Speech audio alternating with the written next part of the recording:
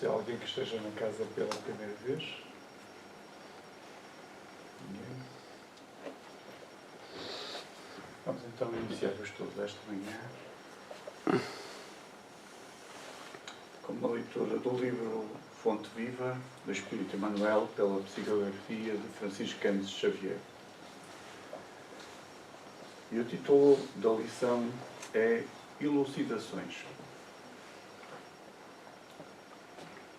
Porque não pregamos a nós mesmos, mas a Cristo Jesus, o Senhor, e nós mesmos somos vossos servos por amor de Jesus. Está em Paulo, na segunda carta aos Coríntios, capítulo 4, versículo 5. Nós, os aprendizes da Boa Nova, quando em verdadeira comunhão com o Senhor, não podemos desconhecer a necessidade de retraimento da nossa individualidade, a fim de projetarmos para a multidão, com o proveito desejável, os ensinamentos do Mestre. Em assuntos da vida cristã, propriamente considerada, as únicas paixões justificáveis são as de aprender, ajudar e servir, porquanto sabemos que o Cristo é o grande planificador das nossas realizações. Se recordarmos que a supervisão dele age sempre em favor de quanto possamos produzir de melhor, viveremos atentos ao trabalho que nos toca, convencidos de que a sua pronunciação permanece invariável nas circunstâncias da vida. A nossa preocupação fundamental, em qualquer parte, portanto, deve ser a de prestação de serviço em seu nome, compreendendo que a pregação de nós mesmos, com a propaganda dos particularismos peculiares à nossa personalidade, será a simples interferência do eu em obras da vida eterna que se reportam ao reino de Deus. Escrevendo aos Coríntios, Paulo define a posição dele e dos demais apóstolos como sendo a de servidores da comunidade, por amor a Jesus. Não existe indicação mais clara das funções que nos cabem. A chefia do Divino Mestre está sempre mais viva e a programação geral dos serviços reservados aos discípulos de todas as condições permanece estruturada em seu Evangelho de sabedoria e de amor. Procuremos as bases do Cristo para não agirmos em vão. Ajustemo-nos à consciência do grande renovador, a fim de não sermos tentados pelos nossos impulsos de dominação, porque, em todos os climas e situações, o companheiro da Boa Nova é convidado, chamado e constrangido a servir.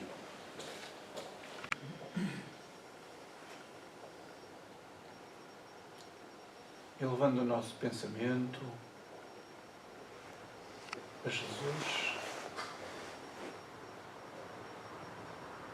nosso companheiro e amigo de todas as horas.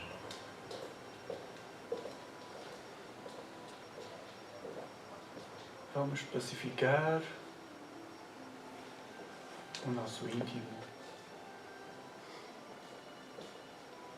procurando as vibrações amigas dos nossos benfeitores,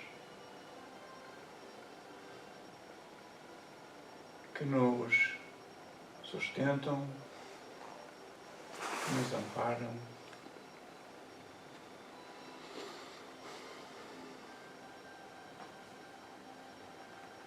E através destas vibrações, para as quais também queremos contribuir, rogando para que neste encontro de estudo desta manhã.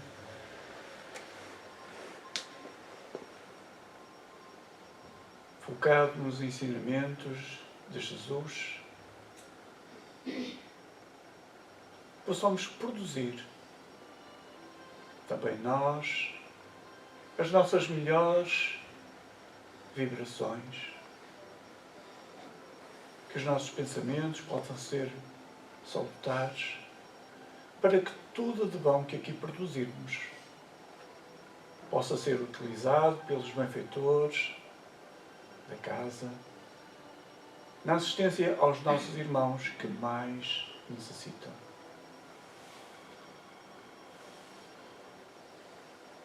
Querido Mestre Jesus, com o nosso coração cheio de gratidão por tudo quanto nos permites, queremos neste momento agradecer-te pelas nossas famílias, pelos nossos lares, pela nossa saúde, pelo nosso corpo, pelos nossos companheiros, por todos nós aqui presentes, nos dois planos da vida. Queremos agradecer-te pela oportunidade do encontro desta manhã. Queremos agradecer-te também pelo conhecimento a que temos acesso. O nosso coração está repleto de gratidão por, em todos os momentos da nossa vida, sabermos que estás connosco, que nos amparas nas dificuldades, que nos dás confiança, esperança. Senhor, neste momento em que nos preparamos para iniciar o trabalho desta manhã, desejamos, se essa for a tua vontade, que possas dilatar o nosso intelecto, para que possamos compreender, para que possamos interiorizar e gravar todos os conhecimentos que aqui vamos estudar, para que os mesmos possam ficar arquivados em nosso espírito e para que possamos deles fazer uso quando tal se revelar necessário.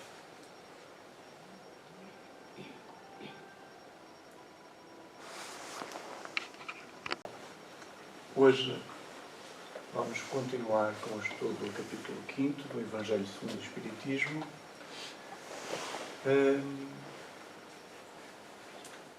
Bem-aventurados os aflitos, é o nome do capítulo. E eu coloquei esta mensagem introdutória que diz que cada dor, cada luta, cada sofrimento tem sua razão de ser na justiça perfeitíssima de Deus. Isto porquê? Porque todos nós que estamos na Terra, neste mundo de provas e expiações, todos nós, com mais ou menos incidência, somos de alguma forma, ou seremos de alguma forma, teremos também as nossas aflições, as nossas dores, as nossas provas, não é? Mas, sabendo nós que Deus é perfeito, não é?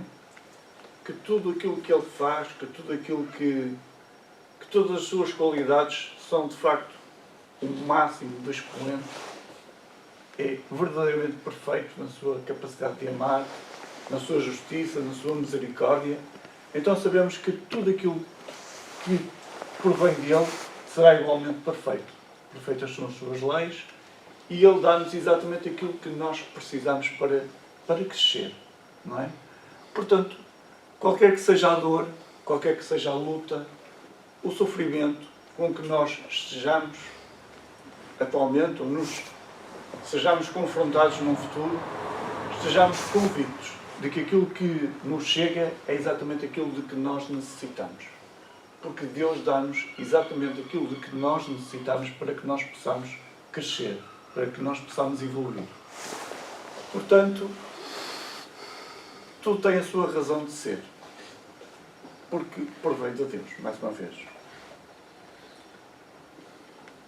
Portanto, hoje vamos então continuar no capítulo 5, Bem-aventurados os aflitos, como eu referi. A semana passada o Casimiro já iniciou o capítulo, falou da justiça das aflições e hoje vamos falar das causas atuais das aflições. Portanto, no ponto 4 deste capítulo, fala-nos das causas atuais das aflições. Portanto, e começa assim. De duas espécies são as vicissitudes da vida, ou, se o preferirem, promanam de duas fontes bem diferentes, que importa distinguir. Umas têm a sua causa na vida presente, outras fora desta vida. Portanto, efetivamente, como aqui é dito, as vicissitudes da vida, ou seja, aquelas dificuldades, aquelas aflições que nos vão surgindo, de facto, elas têm duas causas. Que são diferentes, não é? Como nos é dito. Umas têm a sua causa na vida atual, na vida presente. E outras já provêm de existências anteriores, não é? Importa referir que se umas têm a sua causa na vida presente, significa que nós, de alguma forma, estamos a contribuir para aumentar o leque das nossas necessidades de retificação, não é?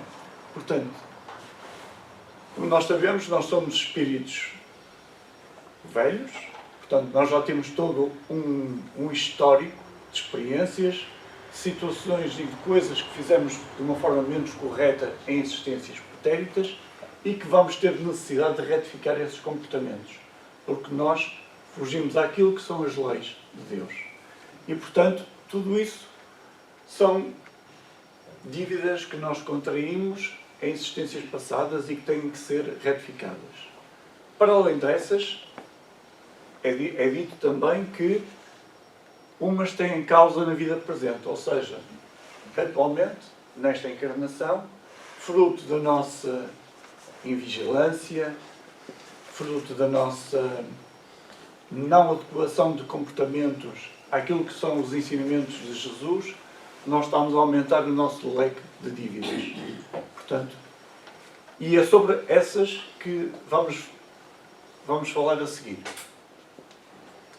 Há outra coisa que podemos dizer, que é, nós muitas das vezes temos curiosidade em saber quem fomos, que espírito de espírito é que fomos nas vidas anteriores. Mas uma coisa nós podemos saber, se nós fizermos uma autoanálise, se nós virmos como nós somos hoje, quais são as nossas virtudes, quais são os nossos defeitos, e porque nós sabemos que nada na natureza dá saltos, a natureza não dá saltos. Tudo é fruto de um processo gradativo, de alteração de comportamentos, de melhoria contínua, e portanto, se nós pensarmos naquilo que nós somos hoje, nós conseguimos perceber como nós éramos no passado e também conseguimos perceber como é que nós seremos no futuro. Não é? A menos que nós tenhamos uma evolução espetacular, nós no futuro seremos, esperemos nós, ligeiramente superiores, melhores do que aquilo que somos hoje.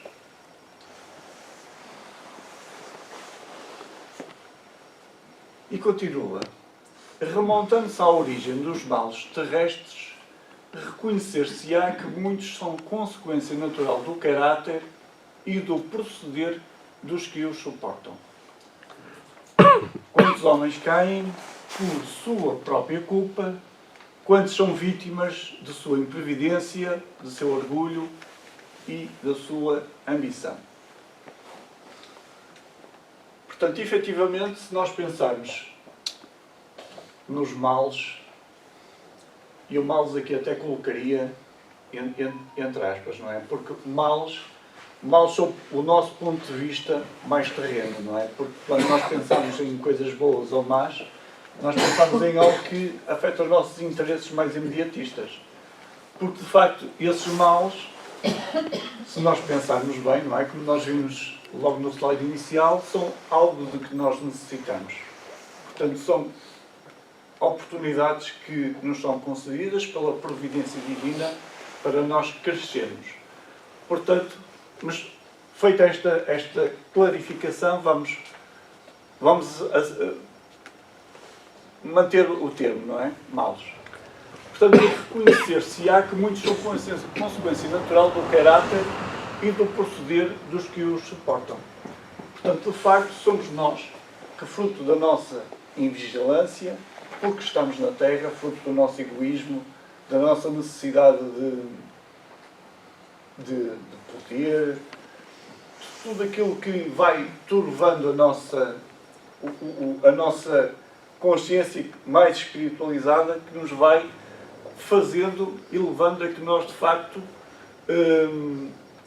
estejamos sujeitos a estes males.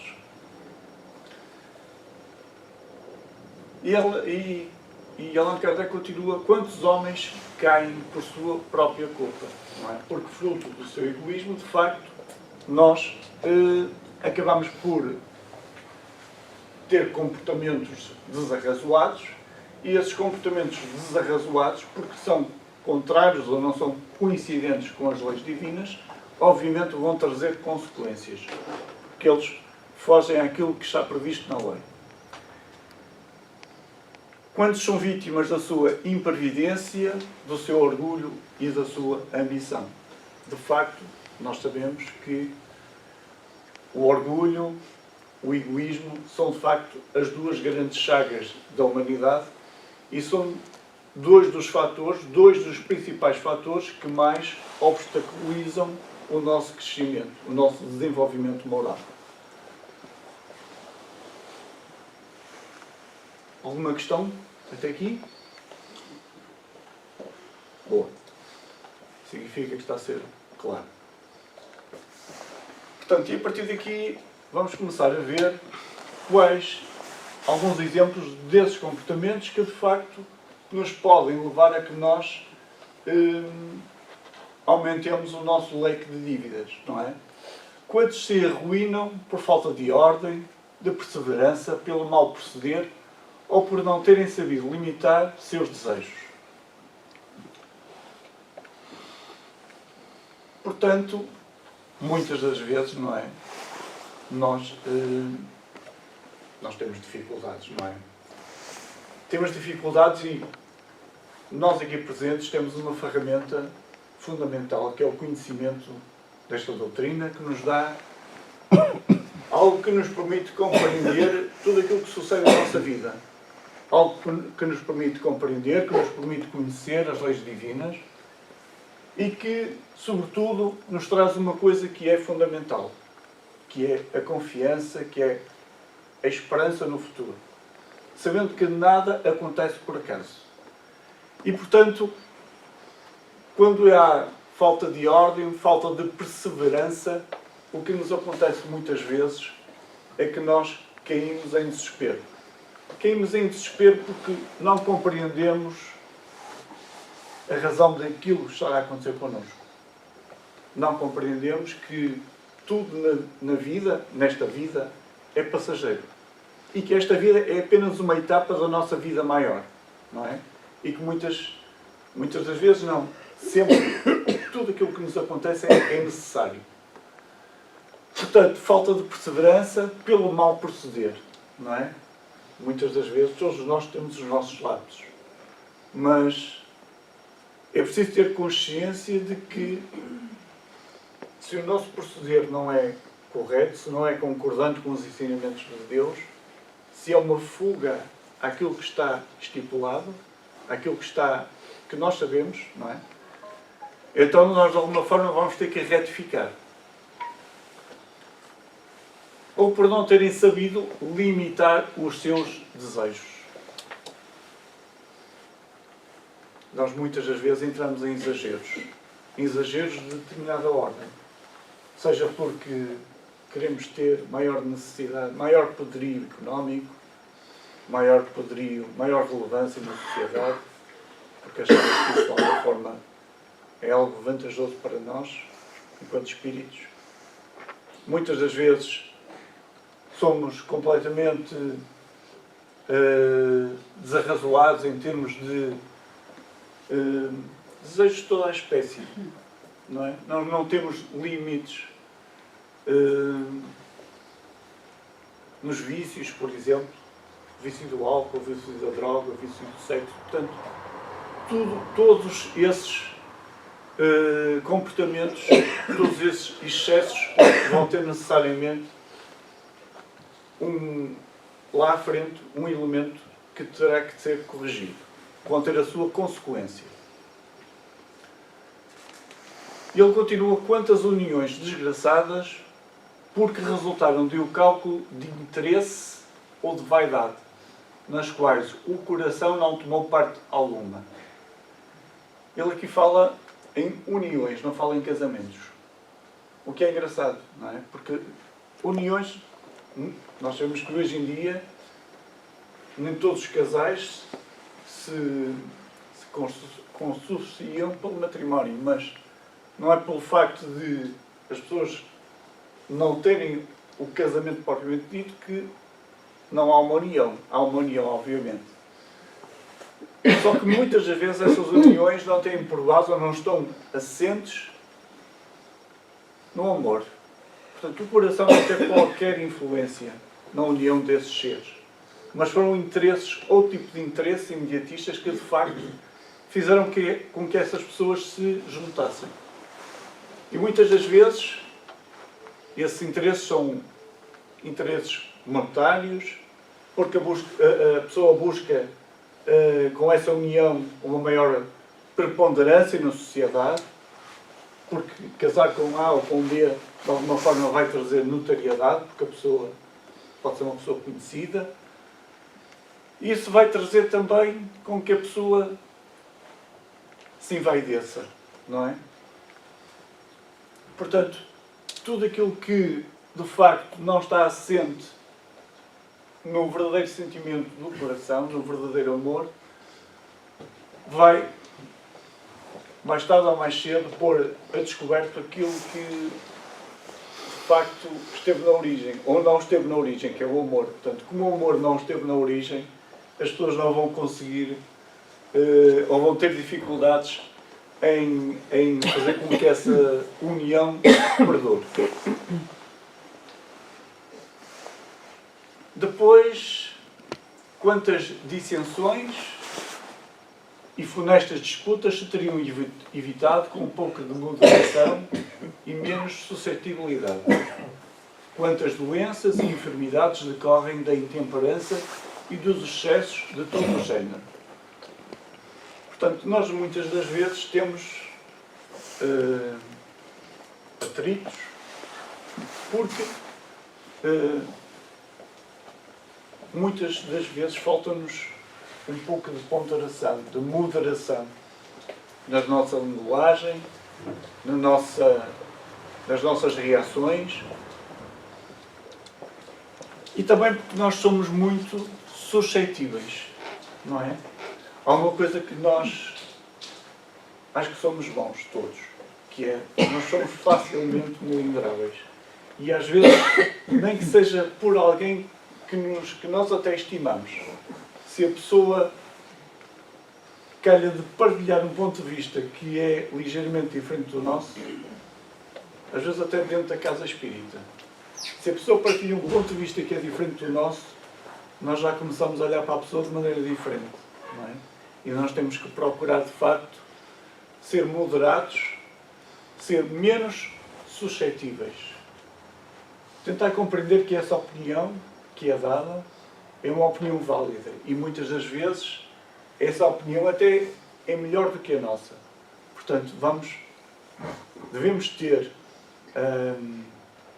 a capacidade de perceber isso e ver se realmente aquele comentário é válido. E não nos deixarmos, de facto, melindrar por tudo aquilo que nos é dito. E quantas doenças e enfermidades decorrem da intemperança e dos excessos de todo o género? Acho que todos nós sabemos que há sentimentos que todos nós temos que não são coincidentes com as leis de Deus, com os ensinamentos de Jesus. E esses sentimentos que nós muitas das vezes vamos guardando em nós, para com aqueles que de alguma forma partilham ou têm algum tipo de partilham de ideias diferentes da nossa, de sentimentos diferentes do nosso, que às vezes até nos prejudicam, nós vamos guardando estes sentimentos menos bons, não é? Estes sentimentos de desamor dentro de nós. E esses sentimentos, embora nós muitas das vezes não pensemos sobre eles, dizemos, isto não, eu perdoo a pessoa, mas eu só não quero falar com ela. Pronto. Todos nós temos essa experiência, não é? E nós sabemos que esses sentimentos, de alguma forma, produzem informação que chega até às nossas células. E eles todos vão, com o tempo, eles todos acabarão por somatizar no corpo físico.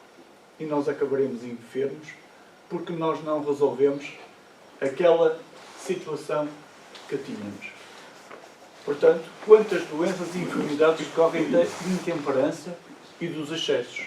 Dos excessos porque muitas das vezes nós, de facto, não zelamos por este instrumento, que é o nosso corpo atual, que é a forma que Deus nos deu, esta vestimenta temporária, é um instrumento que Deus nos deu para nós podermos estar nesta encarnação, mas nós temos que cuidar do nosso corpo.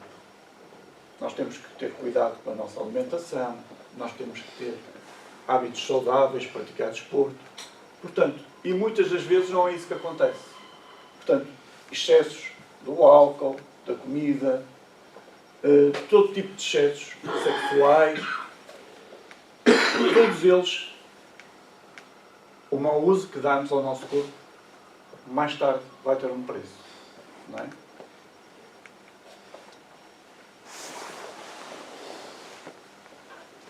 E agora também um tema que eu diria que é sensível a todos nós, não é? Quantos pais são infelizes com seus filhos? Porque não lhes combateram desde o princípio as más tendências. Por fraqueza ou indiferença, deixaram que deles se desenvolvessem os germes do orgulho, do egoísmo e da tola vaidade, que produzem a secura do coração. Depois, mais tarde, quando colhem o que semearam, admiram-se e se afligem da falta de deferência com que são tratados e da ingratidão deles. Os filhos são um tópico muito sensível, não é? Porque, em primeiro lugar, os nossos filhos não têm defeitos, não é? Os nossos filhos são perfeitos e, a maior parte das vezes, nós não admitimos que alguém nos diga que os nossos filhos têm tendências que deviam ser corrigidas. Nós não aceitamos isso, não é? Ou dificilmente aceitamos isso. Alguns de nós já têm essa capacidade, mas nós não aceitamos isso. E pior, nós muitas das vezes, nós até temos assim um vislumbre, vamos tendo um vislumbre daquilo que são as más tendências dos nossos filhos. Mas nós não queremos ver a realidade, porque de facto nós temos uma ideia toldada dos nossos filhos. E vamos deixando que, com o tempo, essas más tendências, porque não são corrigidas na essência, na origem, elas vão se desenvolvendo. Elas vão ganhando terreno. Não é? E com a idade, porque assim, nós enquanto pais temos a função de educar os nossos filhos. Mas o tempo vai passando e se nós não os educarmos enquanto eles são pequenos, enquanto ainda estão na idade em que podem ser educados, à medida que eles vão crescendo, esse papel vai se tornando cada vez mais difícil. E, portanto, esses germes do orgulho, do egoísmo, da vaidade, se eles lá estavam no início, eles vão começar a crescer. Eles vão ganhar campo. E vai chegar a uma altura que nós não colocamos nesses espíritos que estavam sob a nossa responsabilidade, porque nós assumimos essa responsabilidade perante Deus. Deus colocou esses filhos à nossa responsabilidade para os educarmos e para os instruirmos. E nós, de alguma forma, não fizemos isso. Portanto, isso vai vir ao de cima. E o que é que vai acontecer? Vai acontecer que eles vão crescer, eles não vão ter esses valores corrigidos desde lá de trás, e eles naturalmente vão produzir a secura do coração, porque eles não têm os valores de Pai, os valores de Jesus dentro de si. Não é? E depois, mais tarde, quando colhem o que semearam, não é? Quando os pais vão colher aquilo que semearam, só que a semeadura não foi bem feita, não é? Admiram-se e se afligem da falta de deferência. Ou seja, os filhos não têm consideração pelos pais. Porquê? Porque aquilo que eles tiveram na sua educação foi, de facto, um descuido. Não é? Os pais não tiveram o cuidado de incutirem nos filhos o amor a Deus, o conhecimento dos ensinamentos do Mestre. E, portanto, o respeito aos pais. E, portanto, essa diferença que os pais estavam à espera de ser tratados, ela não vai existir. Vão ser ingratos, até, não é? Falta de diferença é como são tratados e da ingratidão. Mas, de facto, isto é culpa dos pais.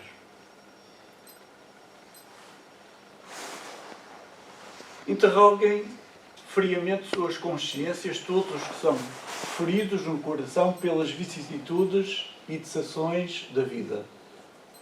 Remontem passo a passo à origem dos males que os torturam e verifiquem se, as mais das vezes, não poderão dizer: se eu houvesse feito ou deixado de fazer tal coisa, não estaria em semelhante condição.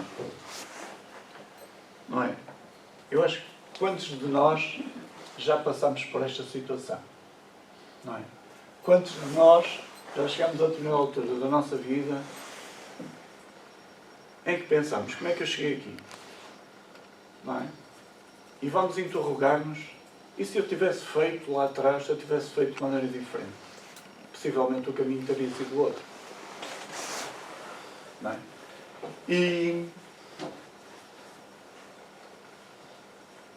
de facto, nós temos sempre a capacidade de fazer diferente. Sempre. E, portanto, o que nós temos que, de facto, fazer é uma análise, uma autoanálise. Uma autoanálise imparcial da forma como procedemos. De tudo aquilo que, destes exemplos todos que fomos vendo, de tudo aquilo que nós temos feito, como temos pensado, como temos agido com os outros. Se realmente fizemos aos outros aquilo que nós queríamos que os outros fizessem connosco. Porque é aquilo que Jesus nos diz, não é? Que de facto nós façamos essa autoanálise e vejamos se realmente nós fomos corretos. Porque se não fomos, temos que passar a ser. Porque as aflições que estamos a colher hoje são o resultado da semeadura que fizemos lá atrás. Não é? Nem que seja nesta vida, mas foi lá atrás, foi sempre lá atrás. Mas nós hoje, para além de estar a colher aquilo que maioritariamente plantamos lá atrás, pode ser nesta existência, e maioritariamente é nesta existência, embora tenhamos também coisas que vêm já do passado, mas nós hoje estamos a colher aquilo que plantamos lá atrás. Mas estamos a fazer outra coisa, que é, nós hoje estamos também a semear para algo que vamos colher no futuro. E então, pelo menos, que ao fazer esta autoanálise, nós ganhamos essa consciência de que se o nosso comportamento não foi correto no passado, que seja correto a partir de agora. Para que no futuro nós possamos ter uma colheita mais proveitosa, mais feliz. E porque essa autoanálise vai nos permitir algo. Não é? Vai nos permitir ganhar consciência. E tal e qual Jesus nos diz, não é? Quando Ele diz orai e vigiai, vai nos permitir essa autoanálise, saber quais são os nossos pontos fortes, quais são as nossas virtudes e também, e mais importante, quais são os nossos pontos fracos. Para que nós possamos ganhar consciência e dizer, ora bem, eu preciso trabalhar nesta área, nesta área, nesta área. Focar num ponto, para que nós possamos estar mais atentos. Se eu sou impaciente, sempre que alguém me defronta com alguma ideia nova, com alguma reação, não é? Eu já vou estar muito mais policiado. Eu vou, antes de pensar, antes de agir, eu vou pensar, não é? Eu vou interiorizar. Eu sei que tenho que melhorar esse aspecto. Então eu vou ganhar consciência. Portanto, orai e vigiai. Vigiai é muito importante. A quem então há de um homem responsabilizar por todas essas aflições, se não a si mesmo? Verdade. O homem, pois, em grande número de casos, é o causador de seus próprios infortúnios. Mas, em vez de reconhecê-lo, acha mais simples, menos humilhante para a sua vaidade, acusar a sorte, a providência, a má fortuna, a má estrela, ao passo que a má estrela é apenas a sua incúria. Não é? De facto, na maior parte das vezes, para não dizer sempre, somos nós que somos os artífices da nossa própria das nossas próprias aflições, das nossas dores, não é? Porque são os nossos comportamentos que não estão concordantes com aquilo que são os ensinos de Deus, que de facto vão criar essa necessidade, vão gerar essa consequência de nós termos que retificar tudo aquilo que fizemos de mal. Mas o homem, nós, em vez de reconhecer isso, o que é que nós fazemos? Nós temos o nosso ego. E o nosso ego é chato, não é? Porque o nosso ego não permite, afasta-nos da humildade que nos aproxima de Deus. Mas ele não quer, ele recusa-se a aceitar, nós recusamos a aceitar que, de facto, a consequência daquilo que nos está, a causa daquilo que nos está a acontecer é nossa. Portanto, e nós, como em muitas coisas da nossa vida, é sempre mais fácil colocar a culpa no outro, não é? Portanto, nós dizemos que é sorte ou falta de sorte, nós dizemos que pode ser Deus, que se calhar enganou-se, namorada, de facto aquilo não é para nós, veio até nós por acaso, quando nós sabemos que Deus é a inteligência perfeita, portanto, Deus jamais iria enganar-se, portanto, aquilo que chega até nós é exatamente aquilo que é para nós. A má estrela, ao passo que a má estrela é, de facto, apenas a sua incúria, é a sua falta de cuidado. De facto, aquela má sorte acaba por chegar até nós, porque nós sabemos que todo o efeito tem a sua causa, não é? Alguma questão que queiram colocar? Quem cala consente, portanto eu vou assumir que está tudo bem. Vou prosseguir. Os males dessa natureza fornecem, indubitavelmente, um notável contingente ao cômputo das vicissitudes da vida.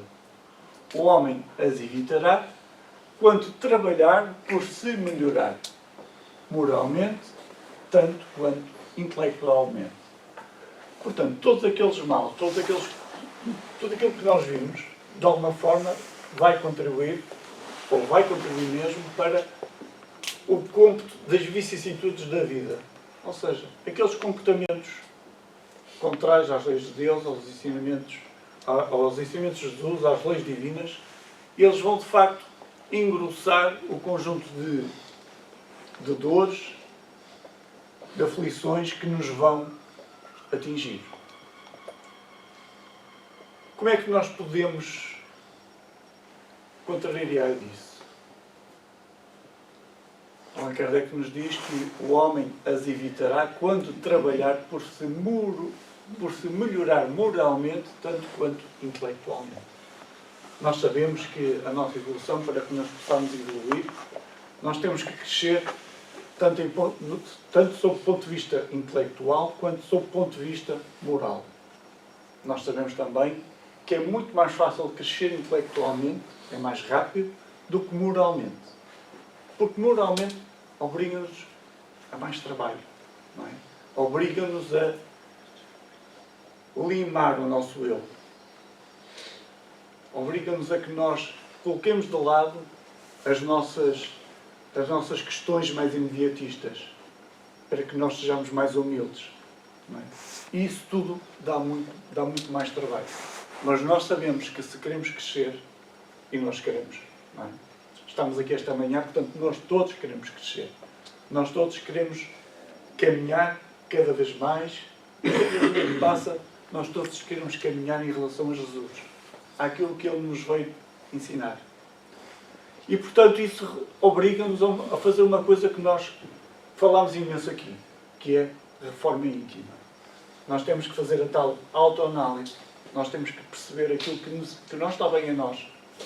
Porque se nós não ganharmos essa consciência, nós estaremos constantemente a incidir no mesmo erro e teremos como resultado sempre a mesma colheita. Portanto, façamos essa reforma íntima com consciência a partir de hoje, para que no futuro tenhamos uma colheita melhor. No ponto 5, prossegue Allan Kardec, que nos diz o seguinte: a lei humana atinge certas faltas e as pune. Pode então o condenado reconhecer que sofre a consequência do que fez. Mas a lei não atinge, nem pode atingir, todas as faltas. Incide especialmente sobre as que trazem prejuízo à sociedade e não sobre as que só prejudicam os que as cometem. Portanto, a lei humana é uma lei que é feita pelos homens. E, obviamente, é uma lei imperfeita, não é? E que só vai punir, de facto, aquelas faltas que, de facto, trazem prejuízo à sociedade, não é? Ou seja, para além desse prejuízo que é feito à sociedade, há, de facto, um outro prejuízo, não é? Que muitas das vezes nós nos esquecemos. Nós não. Nós aqui não. Mas nós lá fora, o normal, muitas vezes comete um crime. Não precisa ser um crime muito grande. Basta que seja uma coisa pequenina, não é? E porque não foi descoberto, porque passou em claro, ele acha que escapou. Escapou, de facto, à justiça dos homens. Mas não escapou à justiça de Deus, não é? Porque a justiça de Deus vê tudo o que nós fazemos. Deus sabe tudo o que nós fazemos, Deus sabe tudo aquilo que nós pensamos. E, portanto, a nossa consciência, quanto mais não seja, vai exigir retificação. Nós vamos ter necessidade de corrigir. E, portanto, essas faltas só prejudicam, de facto, quem as pratica. Não é? Lá está. Deus, porém, quer que todas as criaturas progridam e, portanto, não deixa impune qualquer desvio do caminho reto. Não há falta alguma, por mais leve que seja, nenhuma infração da sua lei que não acarrete forçosas e inevitáveis consequências mais ou menos deploráveis. Portanto, Deus é nosso Pai. E como qualquer pai, Ele quer o melhor para os seus filhos. Todos nós que somos pais queremos o melhor para os nossos filhos, não é? Só que aqui é dito que não deixa impune qualquer desvio do caminho reto. Não é? Assim como nós vimos há bocado, que enquanto pais nós temos que ser criteriosos, cuidadosos na educação dos nossos filhos, Deus assim é connosco. Porque Deus é nosso Pai. Portanto, Ele tem as suas leis e nós, se temos um comportamento que não está conforme às suas leis, não é que Deus nos queira perseguir. Não é isso. Deus é amor. Mas, de facto, nós, porque transgredimos a lei, nós temos... A nossa consciência vai nos exigir que nós retifiquemos esse comportamento. Não é? E, portanto, não haverá falta alguma, por mais leve que seja, nenhuma infração que não acarrete forçosas e inevitáveis consequências mais ou menos deploráveis, mais ou menos lamentáveis. Não é? Portanto, por mais singela, por mais leve que seja a nossa falta, se de facto nós incumprimos com a lei de Deus, nós vamos ter necessidade de corrigir, de retificar esse comportamento.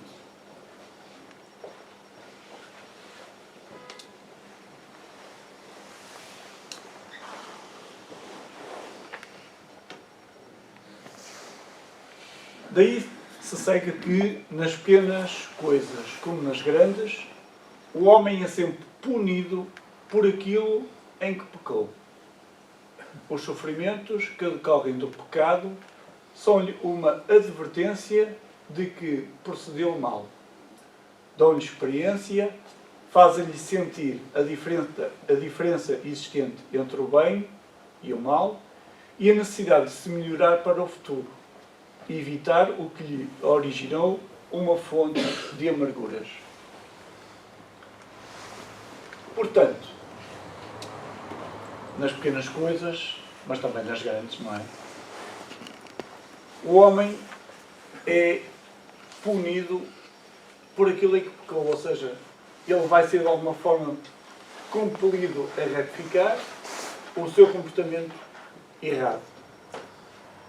E os sofrimentos que decorrem dessa falta são uma advertência de que procedeu mal.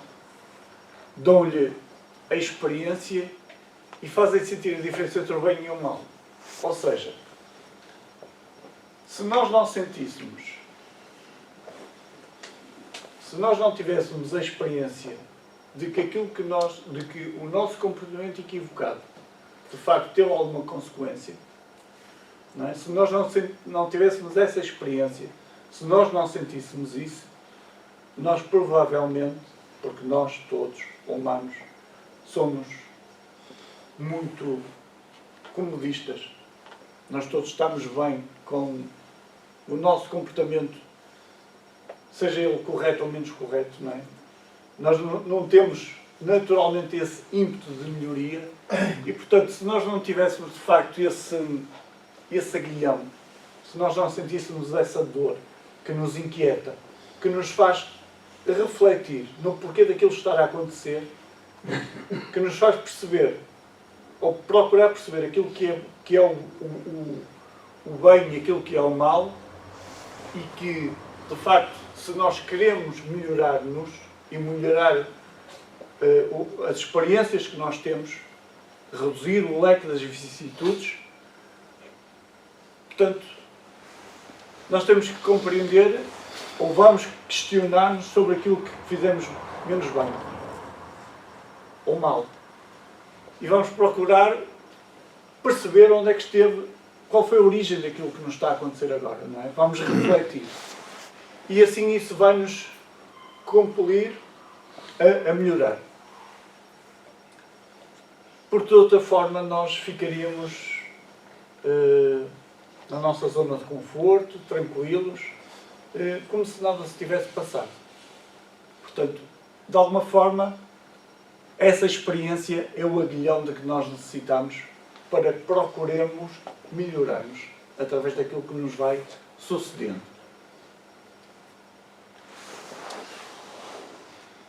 Lá está, o que eu acabei de dizer. Portanto, sem o que, só retomar aqui, portanto, dão-lhe experiência, fazem-lhe sentir a diferença existente entre o bem e o mal e a necessidade de se melhorar para, de futuro, evitar o que lhe originou uma fonte de amarguras, sem o que motivo não haveria para que se emendasse. Confiante na impunidade, retardaria seu avanço e, consequentemente, a sua felicidade futura. A sua felicidade, porque assim, nós só seremos verdadeiramente futuros quando todo o nosso comportamento for concordante com os ensinamentos de Jesus, com as leis da providência. Só nessa altura, muito mais lá à frente, é que nós atingiremos essa felicidade futura.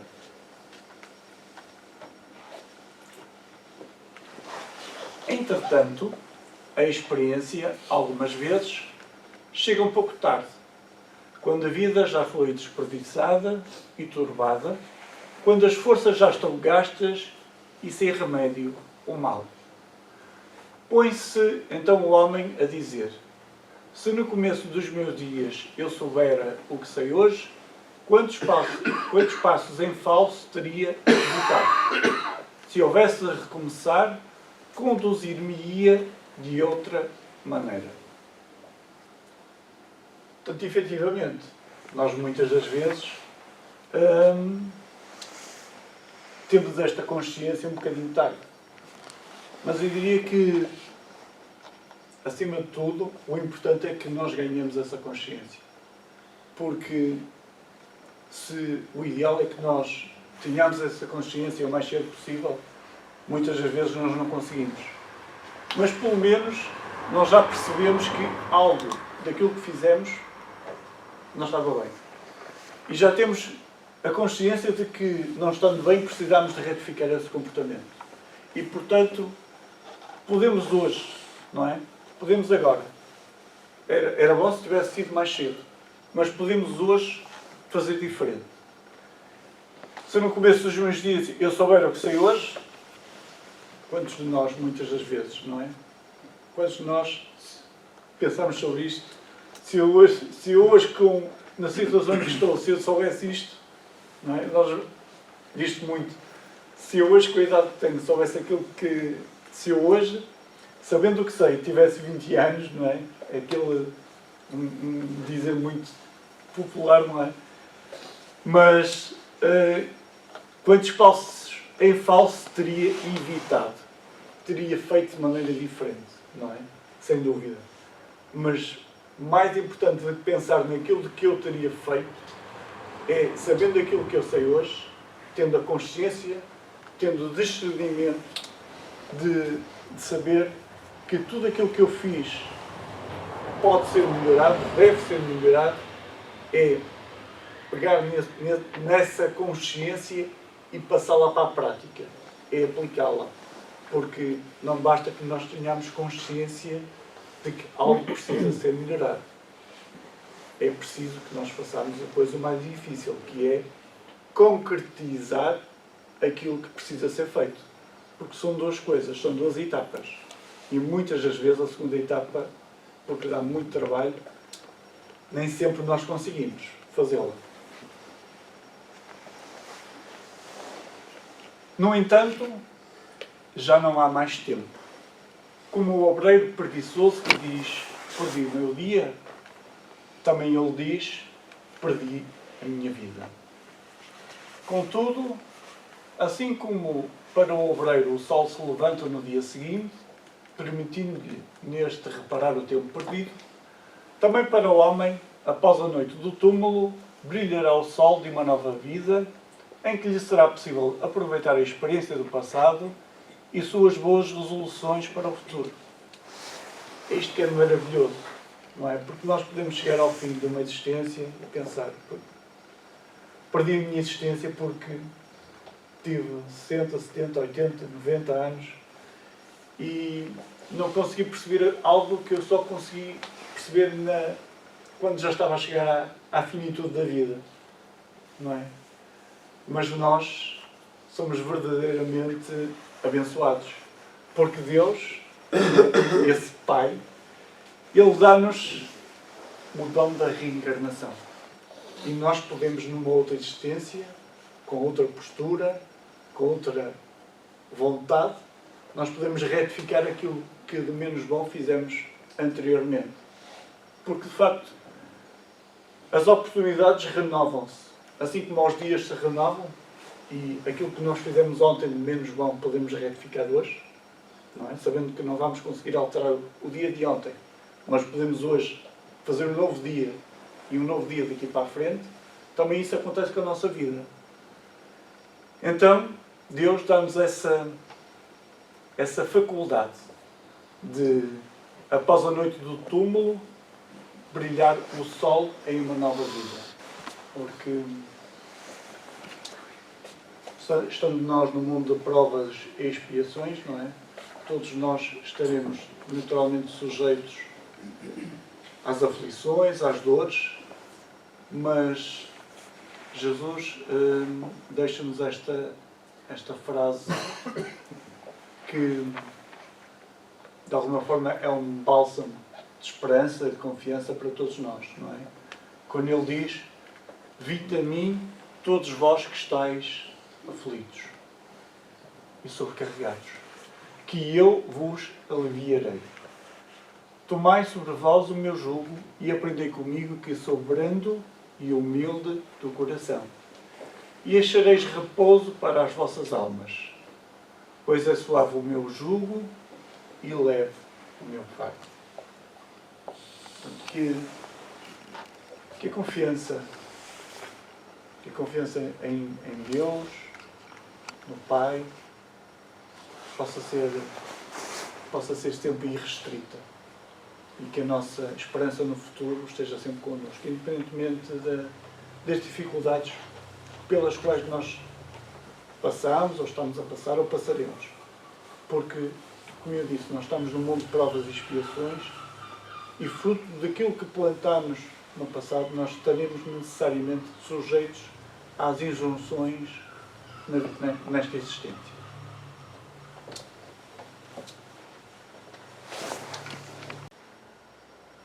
Buscando a imagem de Jesus,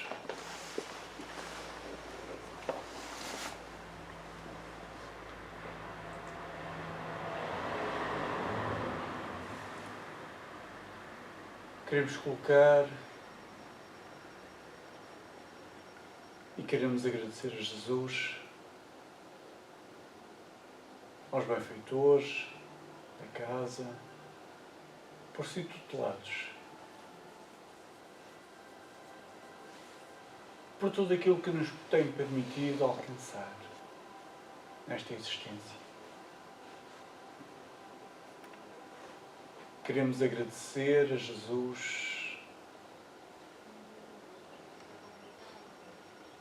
por todos aqueles que colocou ao nosso lado nesta existência. Queremos agradecer pelas oportunidades que diariamente coloca a nosso dispor, para que cresçamos. Queremos agradecer a Jesus por tudo o que nos permite, pelo conhecimento que nos permite ter, pela possibilidade de virmos até esta casa, de conversarmos em conjunto sobre os seus ensinamentos, sobre as leis de nosso Pai. Jesus, nesta manhã em que nos reunimos para aprender sobre os teus ensinamentos. Queremos rogar-te, Senhor, para que nos ajudes a compreender, para que fortaleças a nossa esperança perante as aflições, perante as dores que nos surgem, para que, perante essas vicissitudes, o nosso espírito permaneça tranquilo, pacificado, para que possamos fazer uso de tudo aquilo que fomos aprendendo, para que possamos ter consciência, relembrar que nunca ninguém está ao desamparo, que estás sempre connosco, que os nossos benfeitores estão sempre connosco, que o nosso anjo guarda, anjo da guarda, que o nosso anjo guia. Não obstante, o nosso comportamento, por vezes,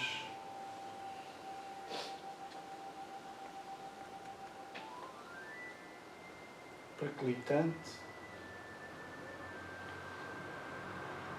estão sempre a amparar-nos.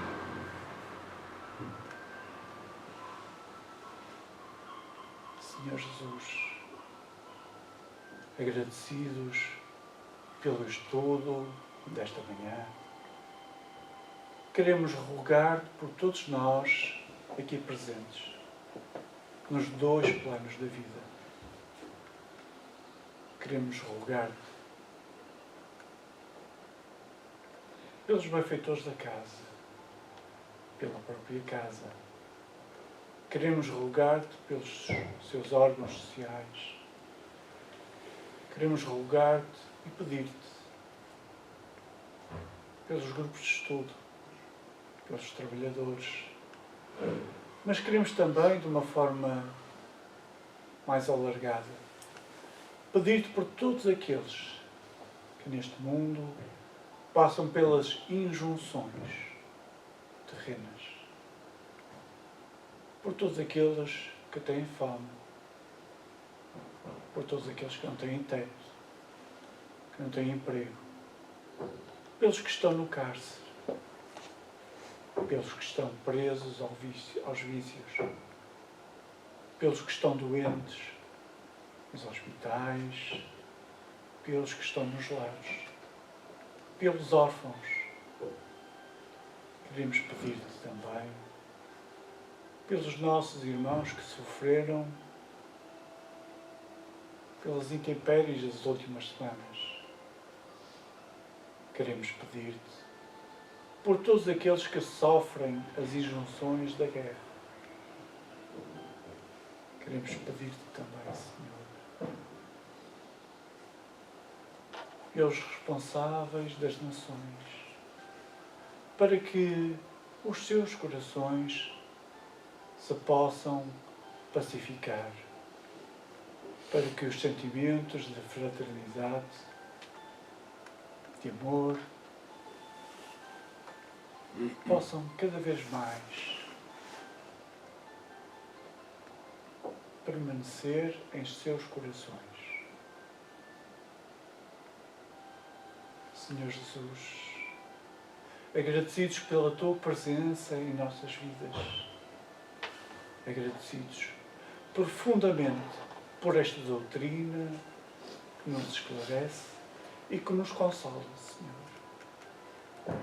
Rogamos-te para que permaneças connosco, não só hoje, não só esta semana, mas sempre.